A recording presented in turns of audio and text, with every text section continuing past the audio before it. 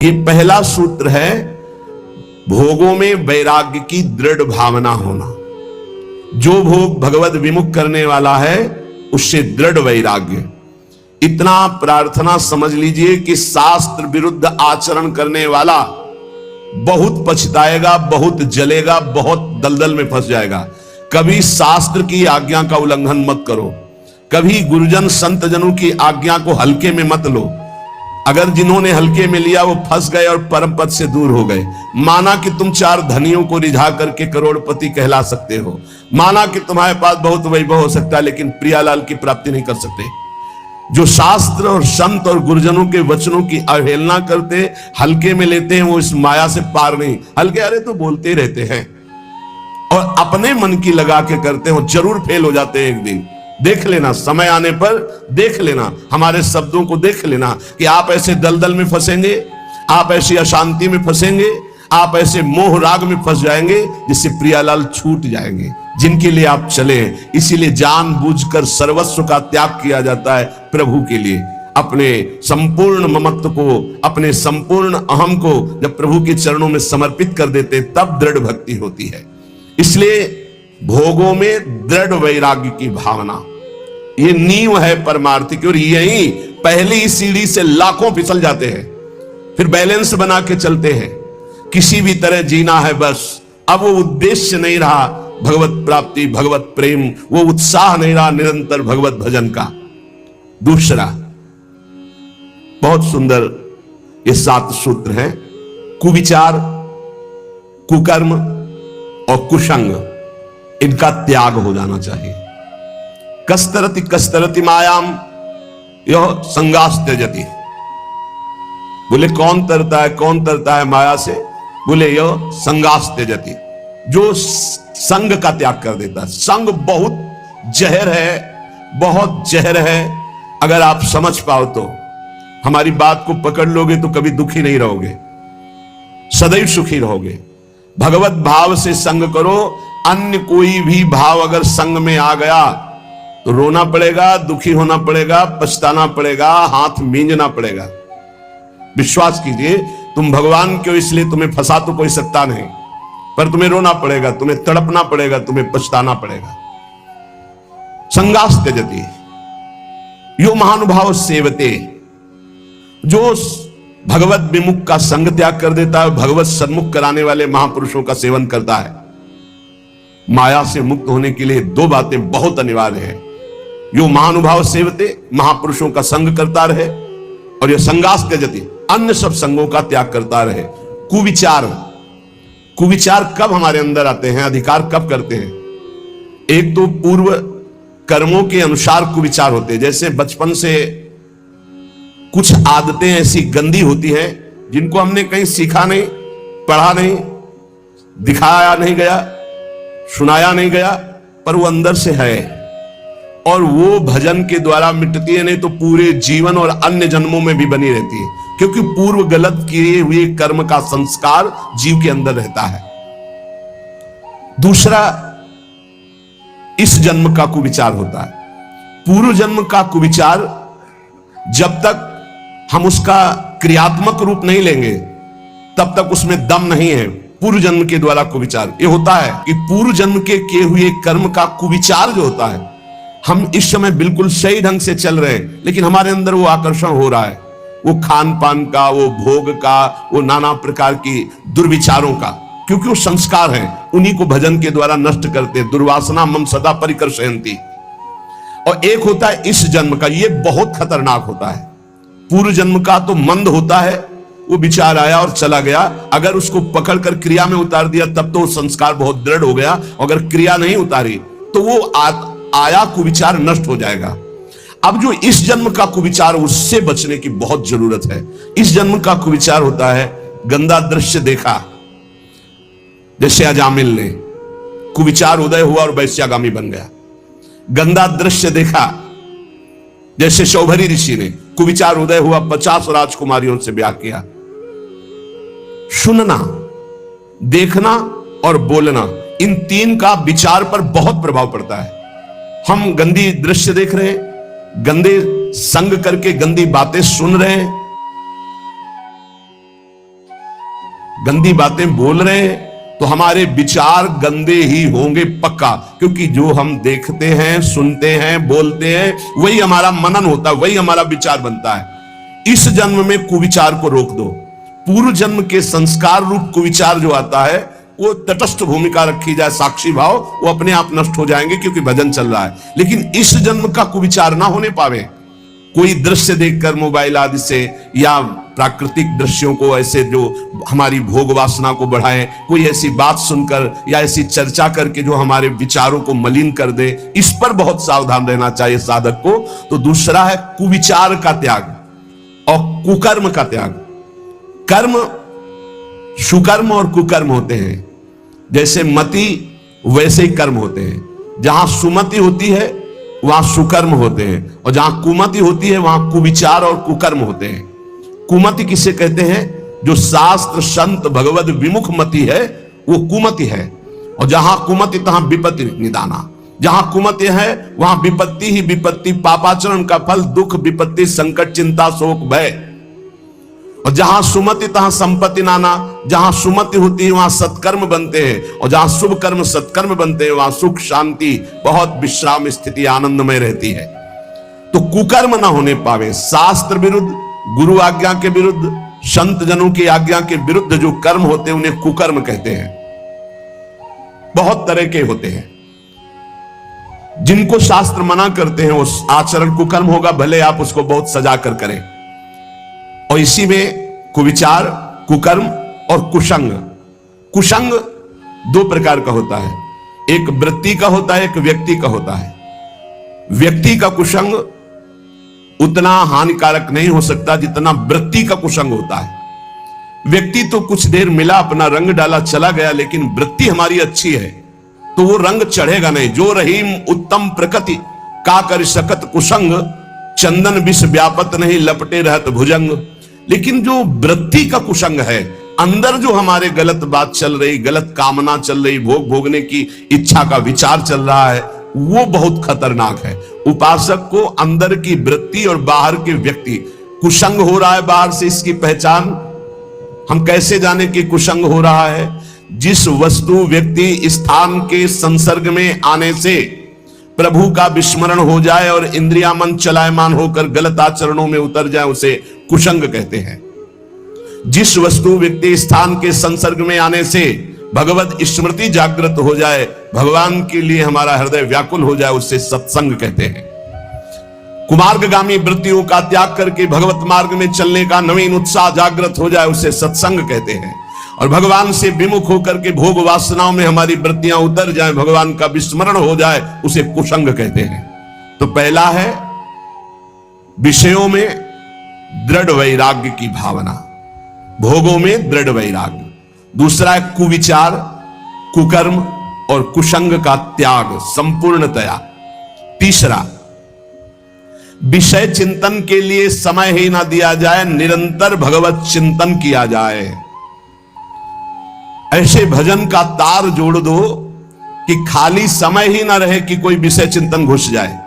ये वायरस है, वायरस पूरा डेटा उड़ा देगा तुम्हारे चिंतन का, तुम्हारी भक्ति का पूरा डेटा उड़ा देगा। ऐसा वायरस है कुचिंतन।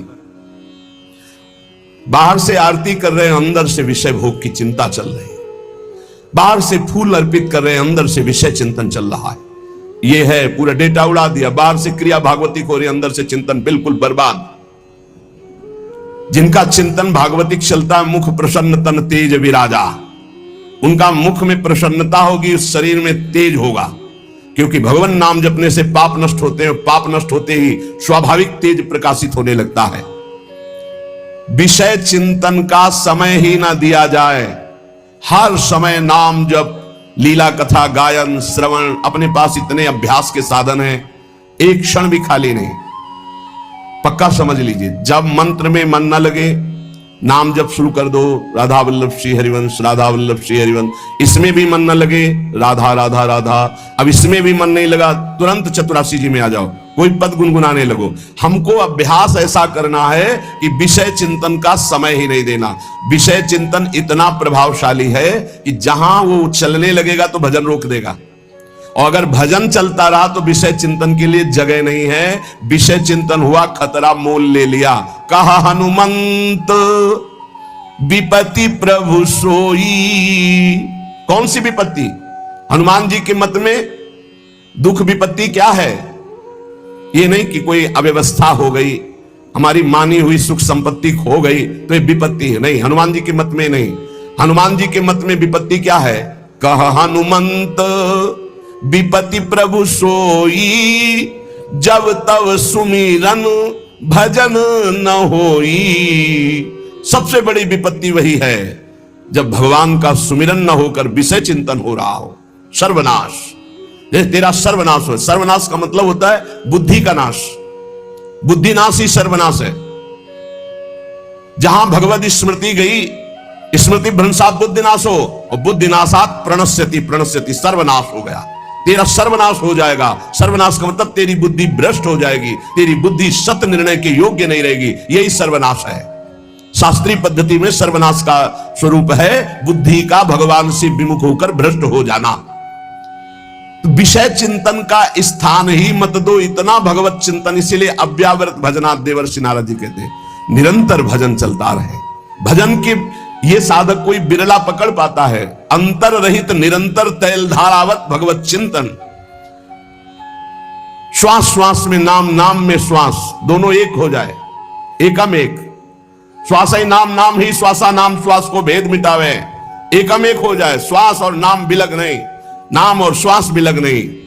एक तार भगवत भजन चल रहा है। तीसरा, विषय चिंतन का स्थान ही ना दिया जाए, इतना भगवत चिंतन का अभ्यास तारतम्य बना ले। कभी सत्संग सुन रहे, कभी भगवत चर्चा कर रहे, कभी नाम जप कर रहे, कभी नाम कीर्तन कर रहे, कभी लीला गुण गायन, कभी प्रभु की रूप माधुरी के चिंतन में डूबे, कभी प्रभु की महिमा का स्मरण करके रोमांचित हो रहे। ऐसे एक तार चिंतन चलाया जाता है। चौथा, अपने इष्ट देव के नाम में अपार रति। अपने शब्द है, इष्ट देव तत्व रूप में सर्वत्र विराजमान है, पर अपने वो हैं जिनको गुरुदेव ने दिया है। जो गुरुदेव नाम देते हैं उसी नाम में रति करनी चाहिए। ये बहुत सौभाग्यशाली साधक पकड़ पाएंगे। नहीं, मनमानी साधना करने की बहुत अहम में प्रेरणा होती है, लेकिन गुरुदेव प्रदत्त साधना में, गुरुदेव प्रदत्त नाम वाणी में ये बहुत जोर की बात है। अपने इष्ट देव के नाम में अपार रति। अपार रति जागृत स्वप्न सुसुप्ति स्फुरत में राधा पदाब्ज छटा। बस किशोरी जी की चरणारविंद की अद्भुत रति और नाम, अन्य नहीं, सब प्रभु के नाम। लेकिन हमको जो कुछ मिला राधा राधा, किसी के प्रमाण देने की जरूरत है। ये तो श्री जी सुनवा रहे हैं इसलिए बोल रहे हैं, बिल्कुल सत्य मानिए। ये प्रभु करवा रहे हैं इसलिए हो रहा है। मेरे प्रभु ही हैं, दूसरा कोई नहीं है। और उनको क्या समझाना, वो तो सर्वज्ञ सबके हृदय में बैठे। आप जानो ना जानो, गुरु प्रसाद से इतना तो पता चली गया है कि इन सब मंदिरों में केवल भगवान ही बैठे, चाहे जड़ मंदिर हो चाहे चैतन्य मंदिर हो, एकमात्र प्रभु। तो अब वो आज्ञा किए हुए हैं, इसलिए चर्चा हो रही है। ये हमारा जीवन है, तुम बोलो ना बोलो, ये हमारा प्राणाधार है, हमारा सर्वस्व है। और जिन साधनाओं का तुम्हें परिचय नहीं, वो साधना करके हमको ये राधा नाम मिला है और तुमको फिर ही सुनने को मिल रहा है। इसलिए तुम्हें विश्वास पता नहीं कितना है। हमारा तो जीवन है, प्राण है, ना नर्क स्वर्ग अपवर्ग की कोई त्रास या चाह है।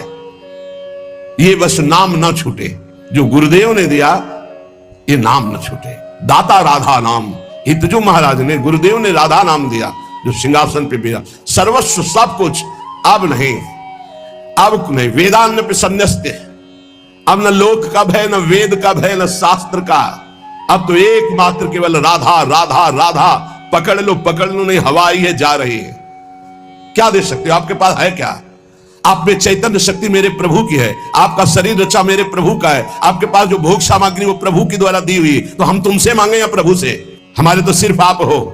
दे सकते हो तो दुख दे दो, सुख आप मत देना। हाँ, बस इतनी जरूर बात है कि जो आपके द्वारा दी हुई निष्ठा है, जो आपके द्वारा दिया हुआ चिंतन है, इस पर बाधा न पड़े, ये आप कृपा करते रहो। और दुख दो और दो, जितना दे सकते हो और देते रहो, क्योंकि हर दुख में आपकी शरणागति पुष्ट होती है, हर दुख में आपका चिंतन विशाल होता है, हर दुख में आपका सानिध्य अनुभव होता है। इसलिए हमें प्रभु की दो शक्तियां हैं, एक भक्ति और एक माया। आ जा इधर तो आनंद सिंधु में हिलोरे ले, और इधर जा तो माया के समुद्र में डूब, जहां काम क्रोध लोभ मोह मद मत्सर है। बुद्धि का खेल नहीं। अगर श्रद्धा रखते हो, भाव रखते हो, तो विश्वास करके मान लो और ये जन्म निहाल ना हो जाए तो वृंदावन की भूमि से कहता हूं देख लेना, परम पावन वृंदावन का कण कण राधा नाम की प्रीता प्रदान करता है। तुम क्या जानोगे राधा नाम को। इसीलिए जिनको ये श्रद्धा और विश्वास है और जिन्होंने वर्ण किया है श्री राधा किशोरी के चरणारविंद को, ये हमारे गुरु के चरणारविंद हैं, तो अपने आराध्य देव के नाम में अपार रति, बस राधा राधा राधा। वेद भगवान की श्वासों से प्रकट हुए, किसी की लिखा पढ़ी नहीं है। वही भगवान अपनी जिह्वा से राधा राधा रटते हैं। तुम्हें देखना है तो वृंदावन की रज का सेवन करो, यमुना रस रानी का अवगाहन करो, यहाँ की लताओं का आलिंगन करो, यहाँ के रसिकों का संग करो, तुम देख लोगे श्री कृष्ण कैसे अशुभ प्रवाह करते हुए राधा राधा रटते हैं। वो राधा नाम हम यश गान करते हैं। और जिन जिन को विश्वास हो गया है तो देख लो, आप जो दुख आवे उसको सहज में भोगते हुए आगे बढ़ो। इस राधा नाम का फल जब आएगा तो बताने लायक नहीं रहोगे, लेकिन जहां होगे वहां परम शांत, परम आनंद और दुख का लेस नहीं होगा, विश्वास कर लीजिए। पांचवा, अपने इष्ट के गुणगान में, अपने इष्ट की महिमा में, अपने इष्ट के पावन चरित्रों में दृढ़ आसक्ति हो जानी चाहिए। जहां हमें प्रिया प्रीतम की बात सुनने को मिले, जहां हमें इष्ट के सिद्धांत, इष्ट के सेवा पद्धति, वही हमारे कान लगने चाहिए। ऐसा सत्संगी इस रस का रसास्वादन नहीं कर सकता कि जहां मन आया वहां सुन रहे हैं, जो मन आया सुन रहे हैं। हमें जब दिल्ली जाना नहीं तो हमें किलोमीटर गिन के क्या करना है, हमें बिहारी जो जाना है, हमें राधा वल्लभ जो जाना है, हमें अपने मार्ग को देखना है। इष्ट मिले और मन मिले, मिले भजन रस रीति, तहा निसंको है मिलिए तासो कीजे प्रीति। हमें जाना है दास दासो हम के मार्ग में, और सुने हम ब्रह्मास्मि की पूरी चर्चा, तो हमारे किस काम में आएगी। वो मार्ग ही हमारा नहीं है। अपने मार्ग को पहले समझे। हमें जाना प्रिया प्रीतम के पास और वो है इधर, और हम भागना इधर, खूब दौड़ना शुरू कर दे तो कभी जिंदगी में नहीं पहुंच पाएंगे। अपने मार्ग में चले, अपने आराध्य देव के गुण चरित्र लीला श्रवण करने का आसक्ति का भाव रखे। प्रियालाल की जहां जहां पिय की बात सुने खोजत तिर गयनन, इधर इस रास्ते में चलने पे प्रियालाल का यश सुनने को मिलेगा। उसी रास्ते में भागता हुआ जा रहा है, प्रियालाल की चर्चा सुनने को मिलेगी। छठवां, सत्संग और स्वाध्याय। सत्संग उसी संत का, आप जिसकी आराधना करते हैं उसकी आराधना में परिपक्व स्थिति उसकी हो, सत्संग तभी लाभ देगा। जहां अर्थ की प्रधानता करके भगवत चर्चा की जाती है, मान प्रतिष्ठा की प्रधानता करके भगवत चर्चा की जाती है, उस भगवत चर्चा का प्रभाव नहीं पड़ता है, बिल्कुल नहीं पड़ता है। ऐसा प्रभाव पड़ सकता है कि आप भी सुनकर के वही बात सुना दे, नहीं। जब वक्ता का उद्देश्य श्री कृष्ण और श्रोता का उद्देश्य श्री कृष्ण आराधना के लिए ही भले सकामता हो, पर श्री कृष्ण आराधना के लिए, परिवार श्री कृष्ण है, हमारा कर्तव्य श्री कृष्ण के लिए है। तो हे श्री कृष्ण, साईं इतना दीजिए जामे कुटुंब समाए, मैं भी भूखा ना रहूं और साधु ना भूखा जाए। चलो ऐसी कामना करके तो वो श्रोता और वक्ता दोनों परम पद के अधिकारी होते हैं। भगवान की चर्चा अर्थ प्रधानता का भाव लेकर या मान प्रतिष्ठा का भाव लेकर फिर वो रंग नहीं लाएगी। सूत जी सुना रहे हैं, 88,000 ऋषि सुन रहे हैं। क्या सूत जी का भेंट क्या है? इतने बड़े बड़े महात्मा पुलकित हो रहे भगवत चर्चा सुन के, ये देख के सूत जी महाराज पुलकित हो रहे। श्री सुखदेव जी भगवान की चर्चा कर रहे हैं, परीक्षित का परम कल्याण, और न जाने कितने ब्रह्म ऋषि बैठ करके सुन रहे हैं। गोकर्ण जी चर्चा कर रहे हैं, धुंधकारी का परम कल्याण, न जाने कितने महाभागवत बैठकर भगवत चर्चा कर रहे हैं। सत्संग जो केवल प्रभु के लिए किया जाए उसे कहते हैं। सत्संग का उद्देश्य स्वांता सुखाय तुलसी रघुनाथ गाथा, भगवान के पावन जस, भगवान के सिद्धांतों का वर्णन केवल भगवत प्राप्ति के लिए। सत्संग उसी में स्वाध्याय, उसी ग्रंथ का नित्य स्वाध्याय करे जो इष्ट की प्रीति बढ़ाता है। हर वृत्ति अपने इष्ट से जुड़ जाए उसे योग कहते हैं।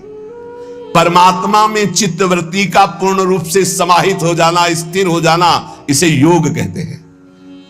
अगर शारीरिक क्रिया केवल योग की जाए तो शरीर स्वस्थ रहेगा लेकिन मन अस्वस्थ रहेगा। क्योंकि मन विषयों का चिंतन करने वाला है और विषय दुख योनया है, तो विषयों का चिंतन करने वाला मन अशांत रहेगा। इसलिए विषय चिंतन त्याग करके बार बार मन को अपने इष्ट में लगाएं, प्रभु में लगाएं, तो सच्चा योग हो जाएगा।